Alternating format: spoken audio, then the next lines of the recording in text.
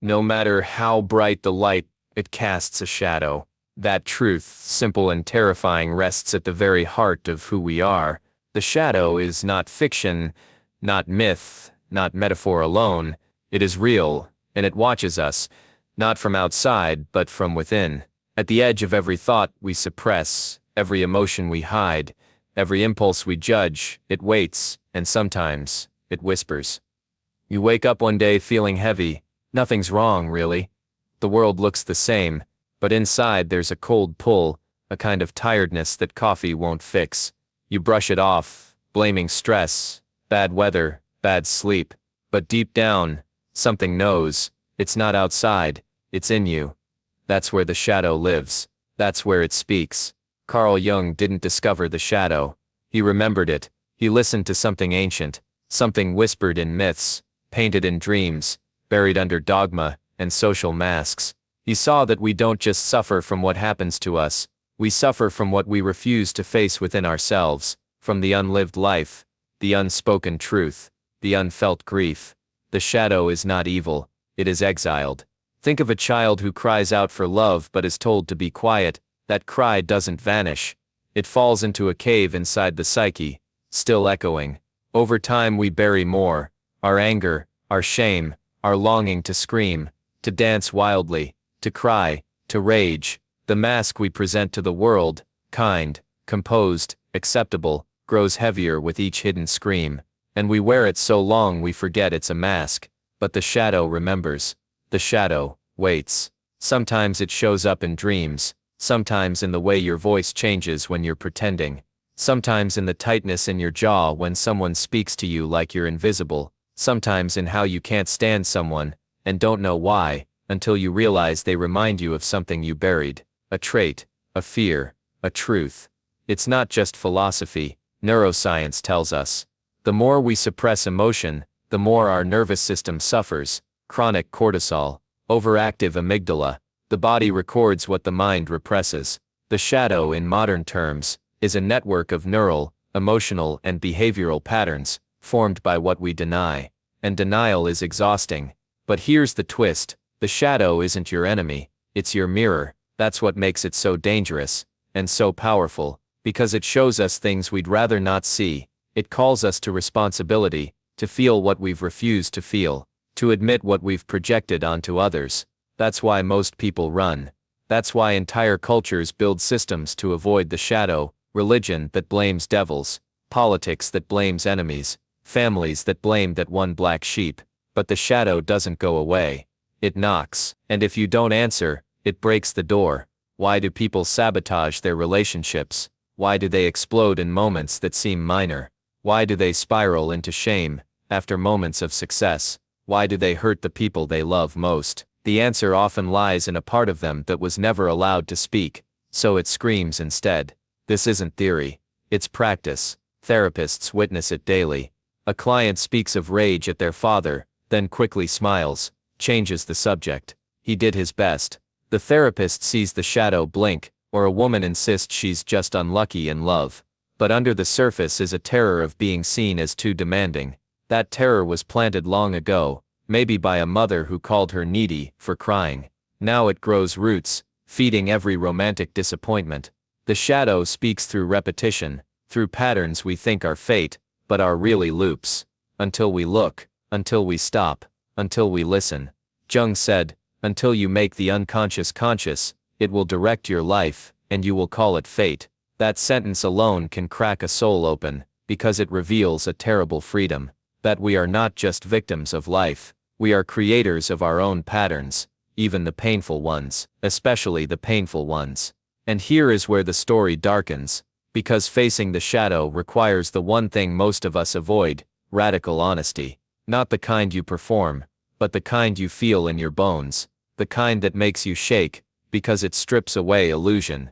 It shows you the parts of yourself that manipulate, envy, lie, hurt others to avoid pain. It shows you that you are not only the victim, you are also the one who hides the knife. But this isn't about shame. Shame belongs to the unintegrated shadow. The goal isn't to be perfect, it's to be whole. That means embracing contradiction, the desire to love, and the urge to destroy, the need to belong. and the craving for rebellion, the devotion to peace, and the thrill of chaos. These forces don't cancel each other, they complete each other. They are you. The shadow once seen becomes less terrifying, still dark, still wild, but no longer a stranger. You start to recognize it in the clench of your fists, in the envy rising in your chest, in the tight smile you wear when someone else succeeds, and instead of shoving it down, you name it, you sit with it, you ask, what do you need? Sometimes it says, let me cry, sometimes let me scream, sometimes let me rest. This is not indulgence, this is healing, and it begins in small moments, choosing to pause instead of react, naming the feeling instead of acting it out, journaling the dream instead of forgetting it, apologizing not just to others, but to the part of yourself you abandoned to please others.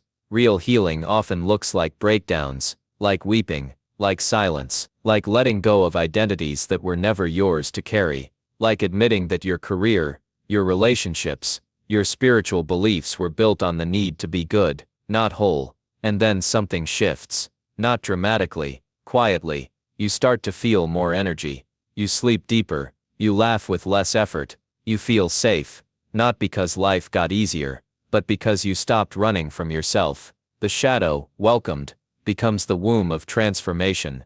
It becomes the place where art is born, where wisdom grows, where boundaries form, where you stop trying to be someone, and start being. This is the paradox. What you fear most inside you often holds your most sacred gift. Your rage may carry the fire of justice. Your jealousy may point to dreams you abandoned. Your sadness may carry the depth of your love. And perhaps that's why the shadow is so persistent, because it knows something you forgot. You are more than the light, you are the whole sky. There comes a moment, quiet, sudden, when the mask slips. You say something, and the tone in your voice surprises even you. A sharpness, a resentment, a tremor. Someone asks, "Are you okay?" And you say, "I'm fine." But the air thickens with everything unsaid. That moment is a door. Most people close it, fast, but if you keep it open, even for a breath, you'll feel it.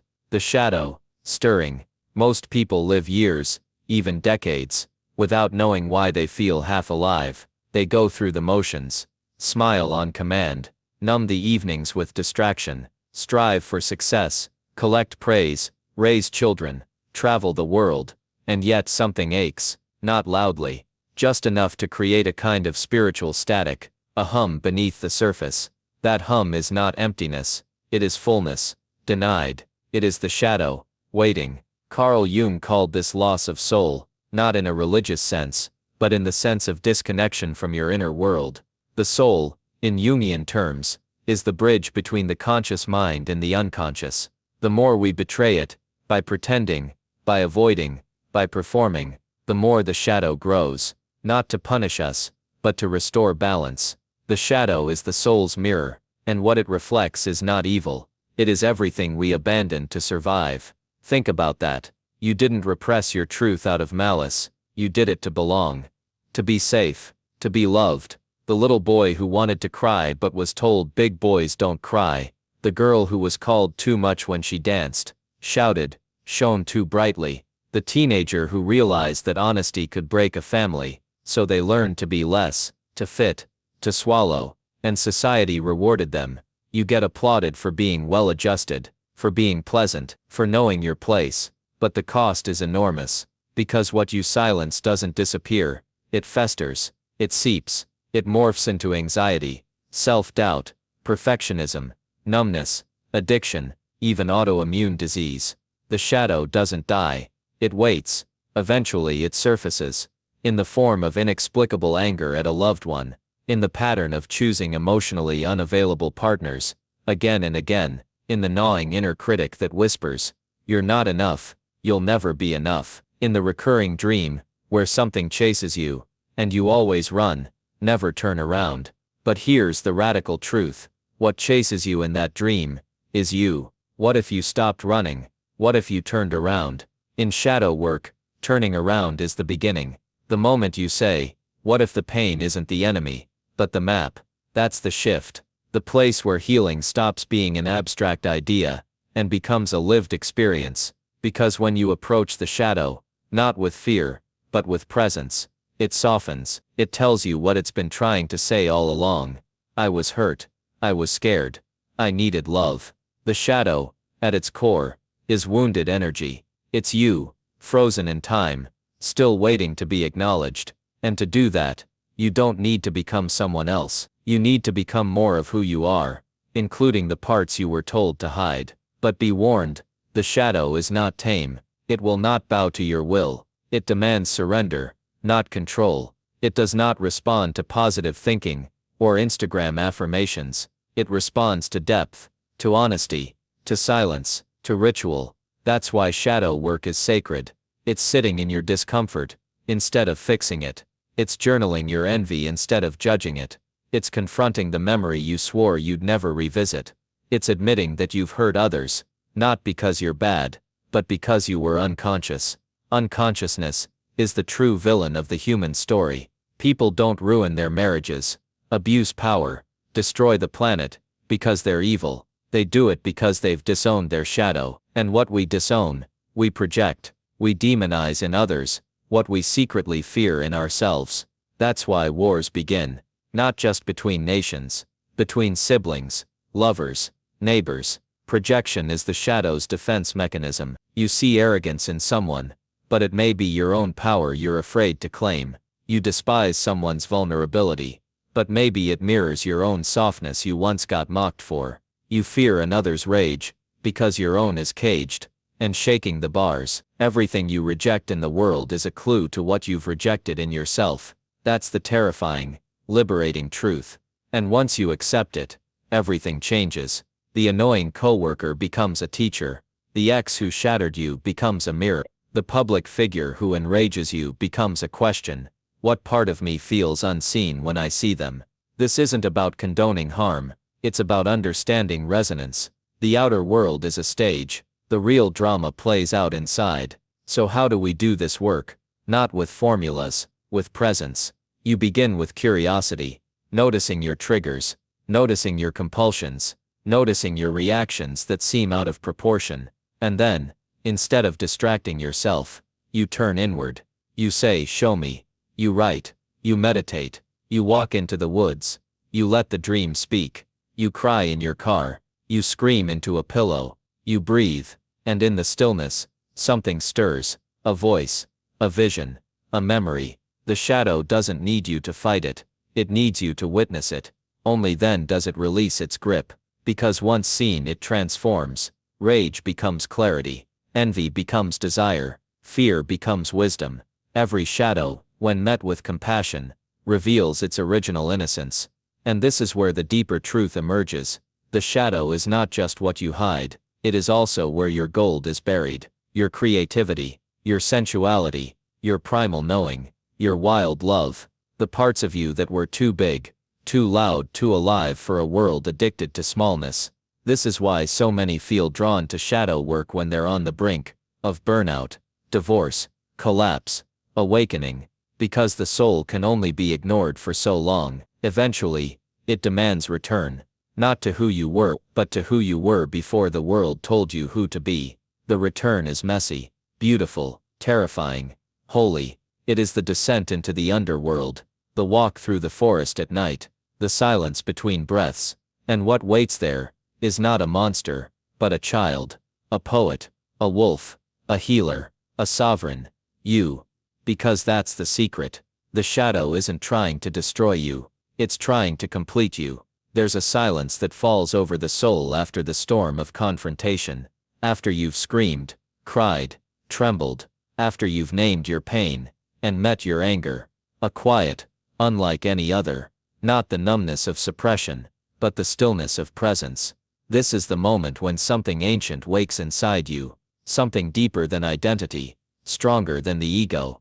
A sense that maybe, just maybe, you are not broken, you are unfinished. And this unfinishedness, this aching, bleeding, radiant incompleteness, is not a flaw, it's the invitation. Shadow work is not about fixing, it's about remembering, calling back the parts of you that were exiled. This process doesn't always look spiritual. Sometimes, it looks like rage, like a woman who finally screams, "No," after decades of saying yes to everything. Like a man who quits the job that was killing him, not because he has a plan, but because his soul couldn't breathe anymore.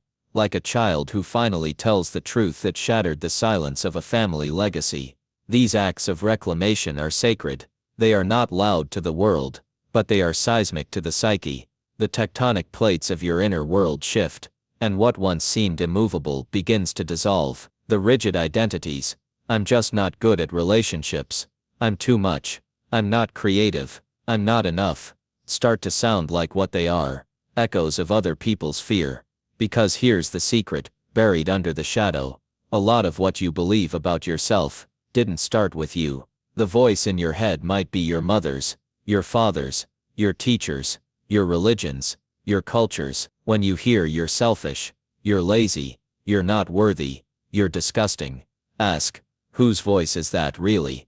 Jung called this process of reclaiming the lost parts of the psyche, individuation, not to become someone, but to become yourself. And that journey cannot be walked by pretending the shadow doesn't exist, because individuation demands wholeness, and wholeness demands darkness, not just acceptance of it, but embrace. In myth, this is the descent. In the Greek story, it is Persephone, stolen from the world of light, and dragged into the underworld, but she does not die there. She becomes queen. In Sumerian myth, Inanna, goddess of heaven, descends to the realm of the dead, stripped of all her power, her jewels, her status. She meets her sister, her dark twin, she dies, and she rises, transformed. These stories were never just stories, they were maps. We have always known, even if we forgot, that to be whole is to die to who we thought we were, and be reborn, again and again. In the modern world, we experience this death in depression, burnout, existential dread. We call it crisis, but often, it is a calling. The shadow's whisper becomes a scream. It tells you, this life you built is not based on who you are, it is based on who you believed you had to be. And so it begins to fall apart. Let it, because the breakdown is not the end, it is the threshold, and on the other side, is something vast, uncharted, beautiful, not perfection, not constant joy, but truth, the kind of truth that doesn't need to shout. It just is, like a mountain, like silence, like a heartbeat, that finally comes home. But this is not a solitary journey. No one faces the shadow alone. You'll need mirrors, people who see you when you forget how, therapists, friends, lovers, teachers, even enemies. Sometimes, the person who triggers you the most is your greatest gift, because they touch a wound that has not healed. And while the ego wants to cut them out, the soul knows, this is a doorway. That doesn't mean tolerating abuse. It means recognizing the invitation. Why does this hurt so much? That question is gold. Dig there. The truth is, your shadow is relational. It formed in relationship, through rejection, abandonment, judgment, and it heals in relationship, through presence, through witnessing, through someone holding your gaze when you show the ugliest, rawest parts of you, and saying not, that's bad, but I see you, I'm still here. That kind of love rewires the nervous system.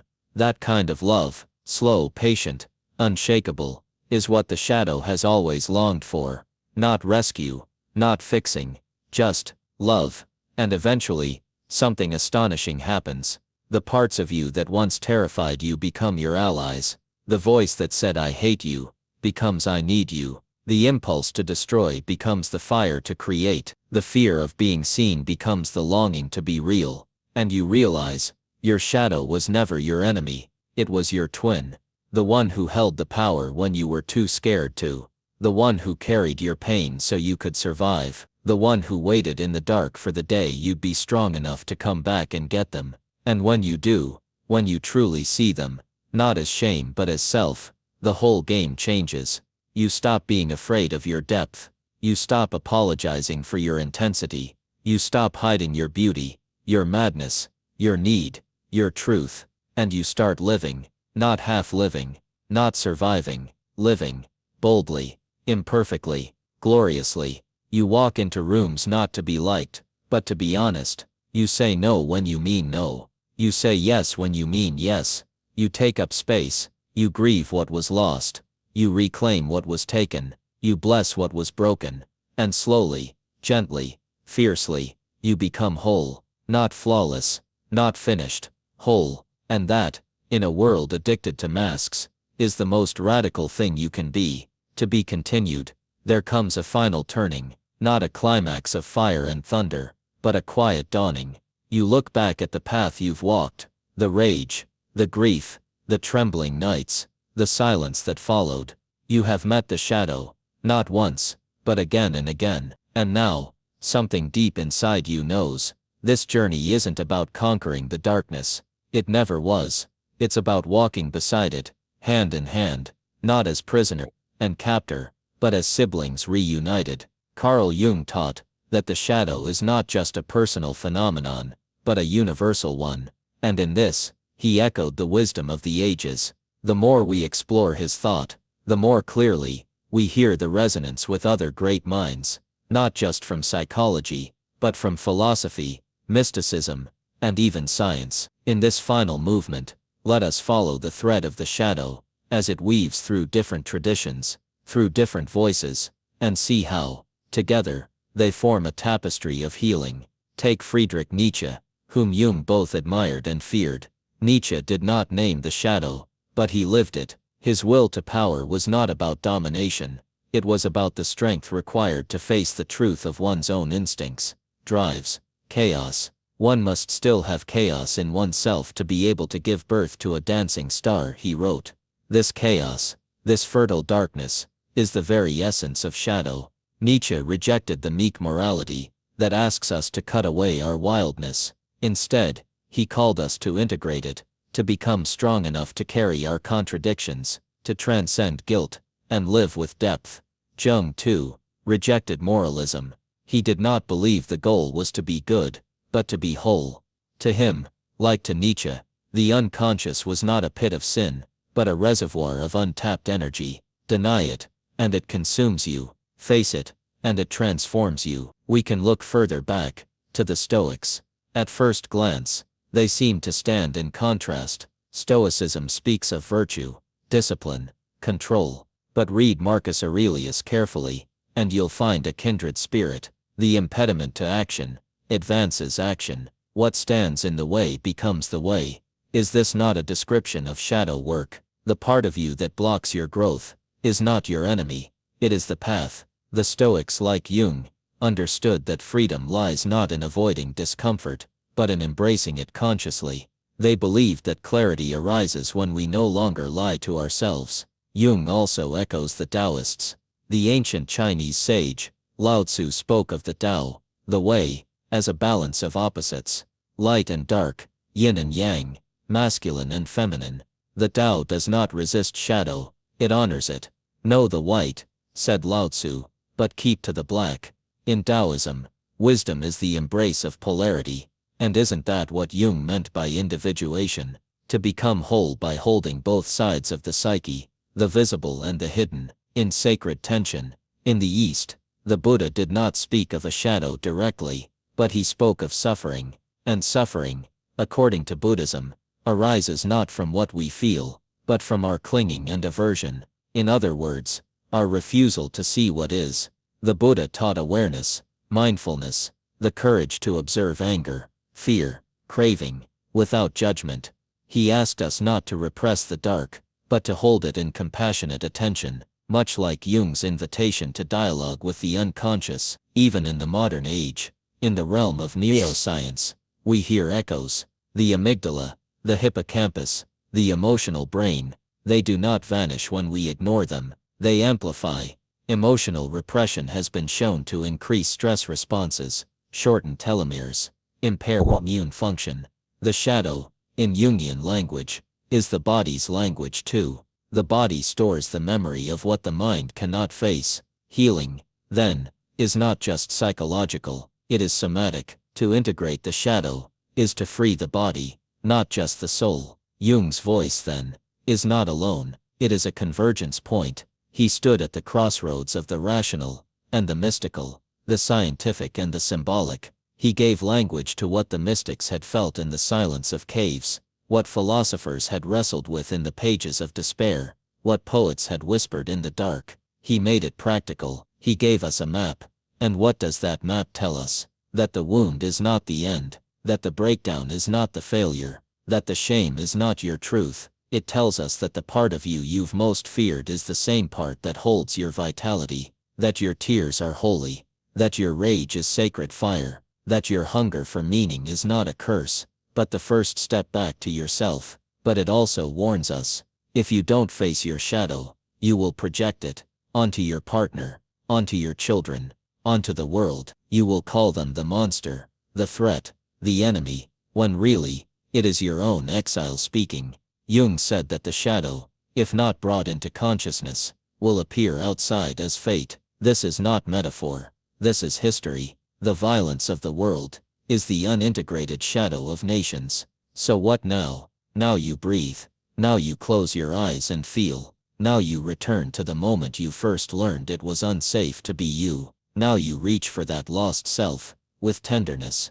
Now you forgive yourself for surviving. Now you stop running. And when you open your eyes, the world will look different. Not easier, not brighter, but clearer. And in that clarity, you will see the path. The same path walked by those before you. Rumi, who said, the wound is where the light enters you. Nietzsche, who said, become who you are. Lao Tzu, who said, to know others is wisdom. To know yourself is enlightenment. Jung, who said, I am not what happened to me. I am what I choose to become. And now, it is your turn.